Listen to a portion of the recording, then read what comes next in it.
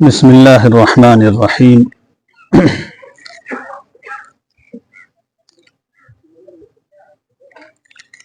الحمد للہ والصلاة والسلام علی رسول اللہ وعلی آلہ واصحابہ ومن والاہ وبارک وسلم تسلیما کثیرا کثیرا اما بعد۔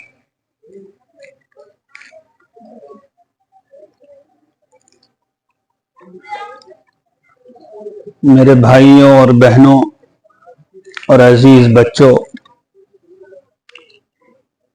آج اللہ کا بڑا احسان ہوا۔ ہمارے 7 بچوں نے آج اس سال جو حفظ کیا ان کو حفظ کی گویا سند دے دی گئی اور ان کے سر پہ دستار رکھ دی گئی۔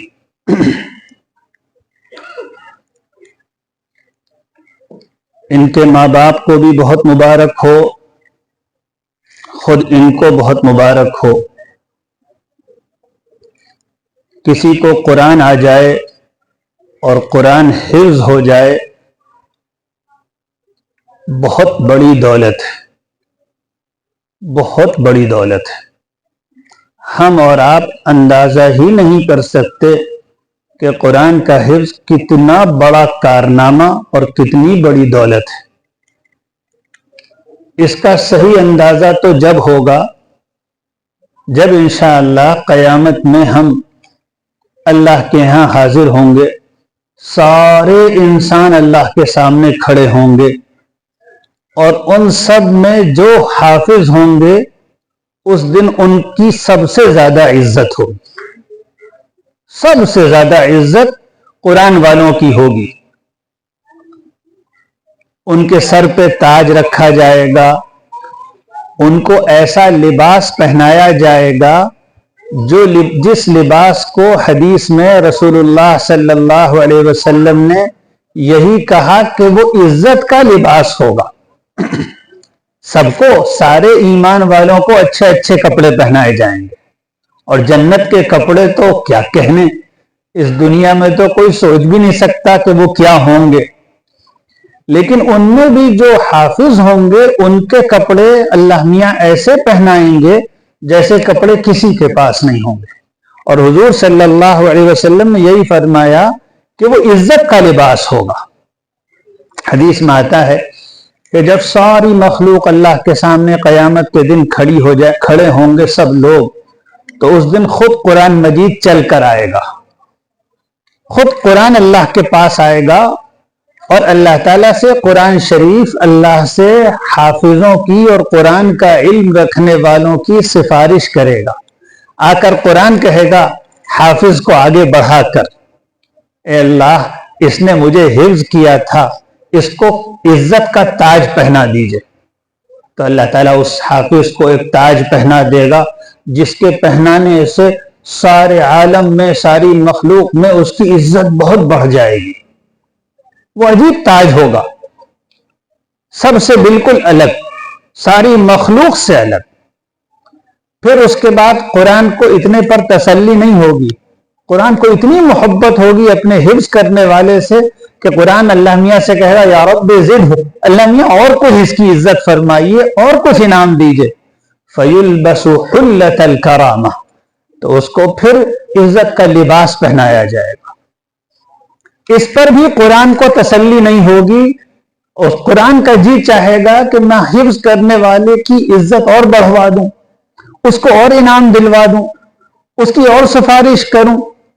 تو پھر قرآن سفارش کرے گا تیسری مرتبہ اللہ تعالیٰ سے، یا رب ارض عنہ، اللہ میاں اس سے بہت راضی ہو جائیے، اس نے مجھے حفظ کیا تھا، یہ قرآن کا حفظ کرنے والا تھا، اے اللہ اس سے راضی ہو جائیے۔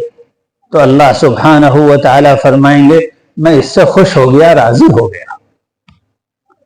پھر اس کے بعد اس سے کہا جائے گا کہ یہ جنتیں ہیں اور ان میں گریڈ ہیں، ان میں الگ الگ درجے ہیں، ان میں الگ الگ سٹیجز ہیں، الگ الگ گریڈز ہیں۔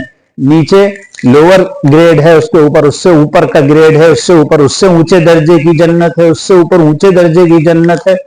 ایسے ہی جنت نیچے سے اوپر تک اس کے گریڈز ہوں گے۔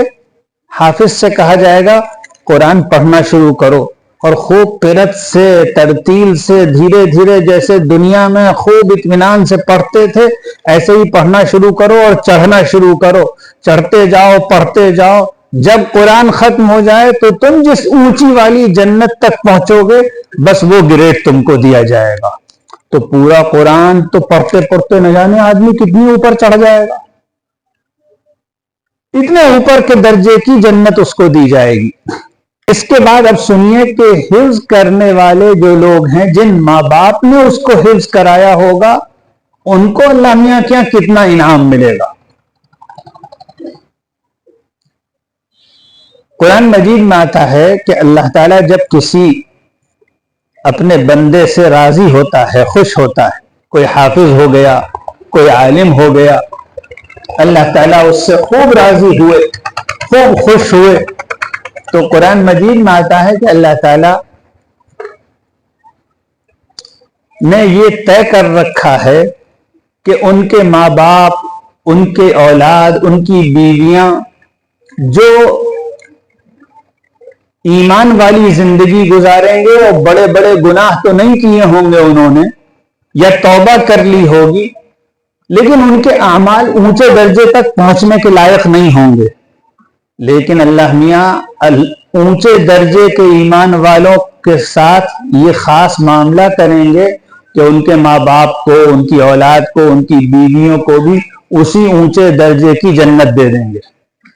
تو جس لوگوں نے اپنے بچوں کو حافظ بنایا اور اس کے بعد ایمان والی زندگی گزاری، بڑے بڑے گناہ نہیں کیے، یا اگر کیے تو توبہ کر لی، بس موٹے موٹے جو اللہ کے احکام ہیں، فرائض ہیں، وہ پورے کیے، نماز پڑھی، روزے رکھے، کسی کا حق نہیں مارا، کسی پر ظلم نہیں کیا، کسی کو نہیں ستایا، چوری چکاری نہیں کی، بے ایمانی نہیں کی، کوئی بہت زیادہ نیک عمل بھی نہیں کیے، جو کچھ گناہ ہوتے رہے ان پر اللہ سے معافی مانگتے رہے، لیکن بیٹا حافظ تھا، بیٹا عالم تھا، تو حافظ اور عالم بیٹے کو تو بہت اونچی جنت ملی، اور اماں ابا نہ حافظ تھے، نہ عالم تھے، نہ بہت نیک اعمال کیے، نہ بہت زیادہ نفل عبادتیں کی، نہ بہت صدقے کیے، لیکن اللہ میاں ان معمولی درجے کے لوگوں کو بھی اپنے عالم اور حافظ بیٹے کے صدقے میں اونچے درجے تک پہنچا دیں گے۔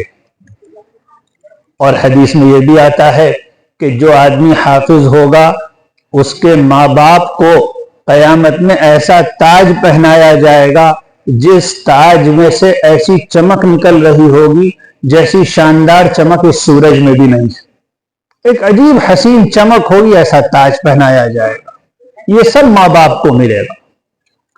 تو میرے بھائیوں، اس سے ہم لوگوں کے دل میں یہ جذبہ پیدا ہونا چاہیے کہ اپنی اولاد کو، اپنے پوتے پوتیوں کو، اپنے نواسوں کو حافظ اور عالم بنانا ہے۔ میرے بھائیوں، یہ 4 دن کی زندگی ہے، یہ تو ختم ہو ہی جائے گی، ہیں کتنے دن کے لیے ہم لوگ، پلک جھپکتے یہ زندگی گزر رہی ہے، کل ہم بالکل بچے تھے، آج بوڑھے ہو گئے، پتہ بھی نہیں چلا کیسے زندگی گزر گئی، ایسے ہی زندگی گزر جائے گی۔ اصل ہمارے ٹھہرنے کی جگہ، اصل ہمارے رہنے کی جگہ تو جنت ہے، جہاں ہم ہمیشہ رہیں گے، کبھی موت نہیں آئے گی۔ یہاں تو روز موت آتی رہتی ہے، آج بھائی چلا گیا، کل ابا چلے گئے، پھوپھی زاد بھائی چلا گیا، چچا زاد بھائی چلا گیا، دوست چلا گیا، بہت سے لوگوں کو تو اس کا بھی صدمہ ہوتا ہے کہ ان کے سامنے اولاد چلی جاتی ہے۔ یہ دنیا تو خوشی کی جگہ ہی نہیں ہے، یہاں آج تک کسی کو خوشی نہیں ملی تو ہمیں آپ کو کیا ملے گی؟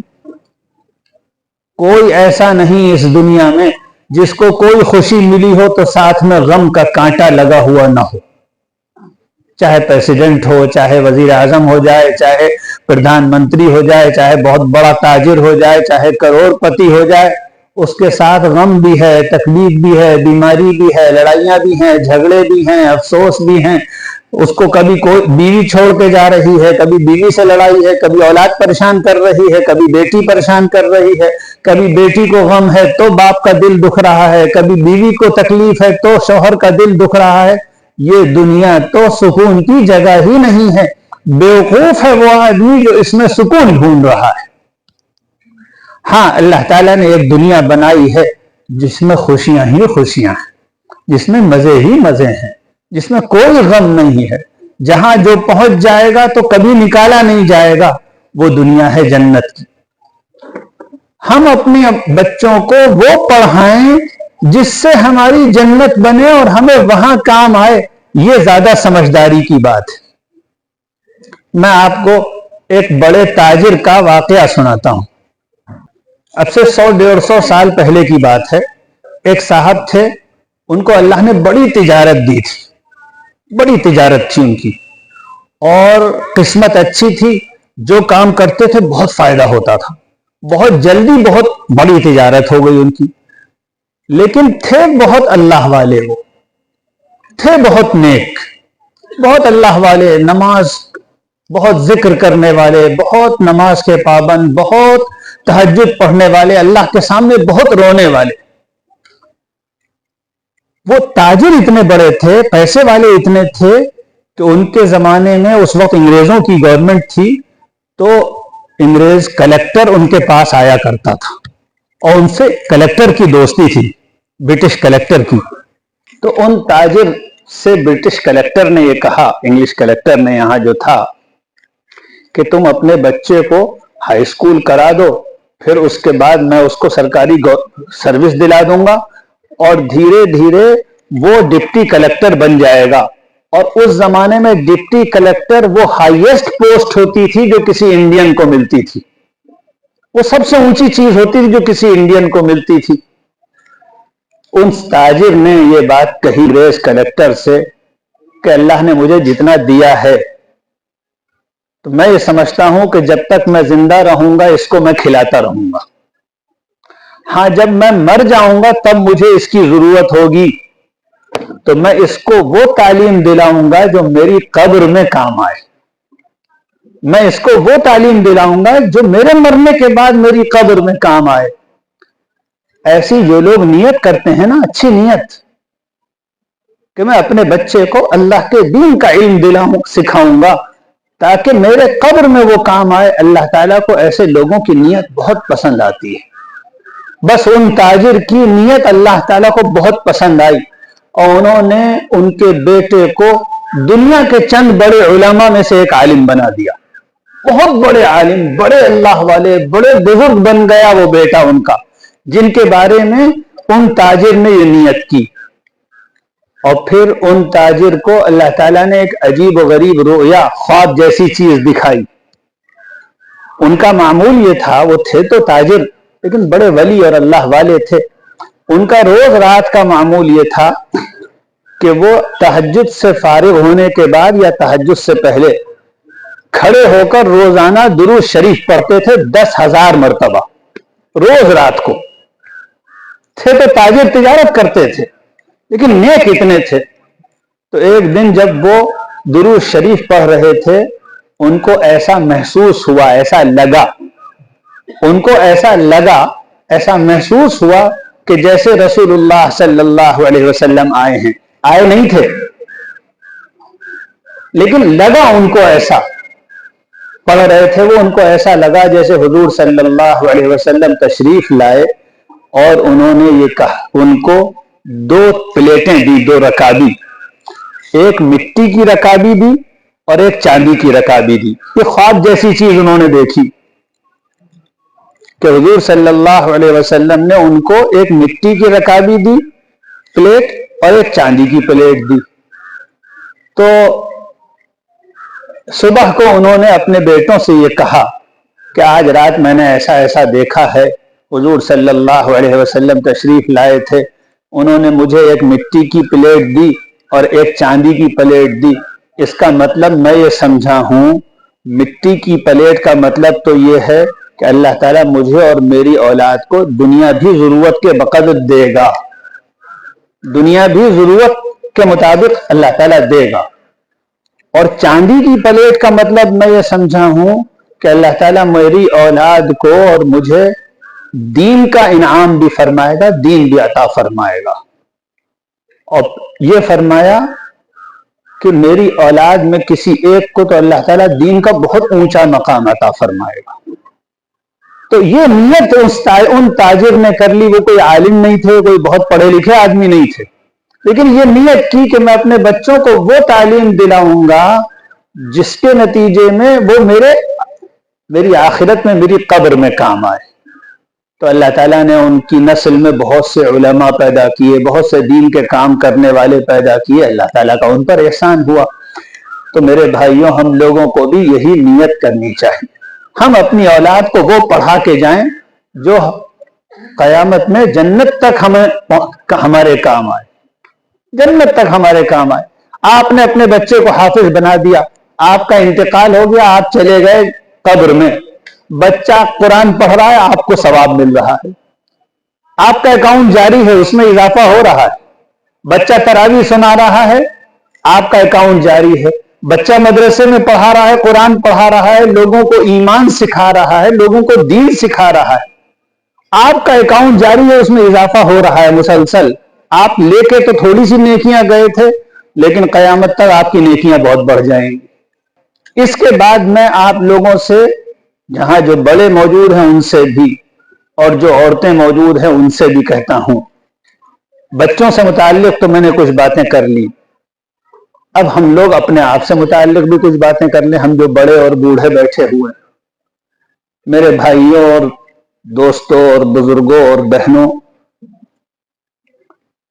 بہت تیزی کے ساتھ ہماری زندگی گزر رہی ہے, اور بہت جلدی ہم سب کی موت آنے والی ہے.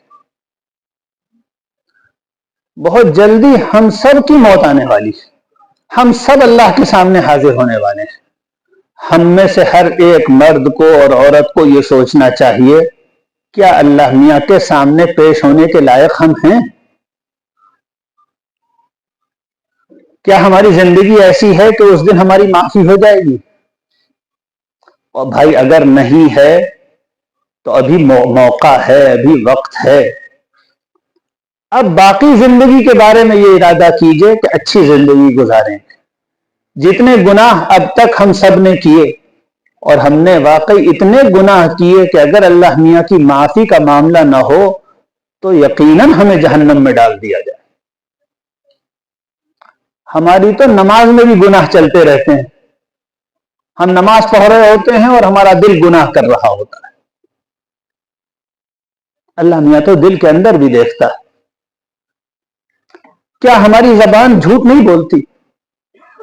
کیا ہم لوگوں کو دھوکہ نہیں دیتے؟ کیا نماز نہیں چھوٹتی؟ کتنی نمازیں ہم سے چھوٹ گئیں, کتنا ہم نے جھوٹ بولا, کتنا ہم نے دھوکہ دیا. اللہ سے اللہ کے سامنے جب جائیں گے تو ایک ایک گناہ سامنے رکھ دیا جائے گا, کوئی چھوٹا سا گناہ بھی نہیں بچے گا. لوگ چیخ پڑیں گے, ما لہذا الکتاب لا یغادر صغیرۃ ولا کبیرۃ الا احصاها. اللہ میاں یہ آپ نے کیسا رجسٹر تیار کروایا ہے, اس میں ہمارا ہر چھوٹا بڑا کام موجود ہے, سب سامنے آ جائے گا. اور بہت جلدی وہ وقت آنے والا ہے کہ ہمیں اللہ کے سامنے بھیج دیا جائے گا. میرے بھائیوں ابھی وقت ہے.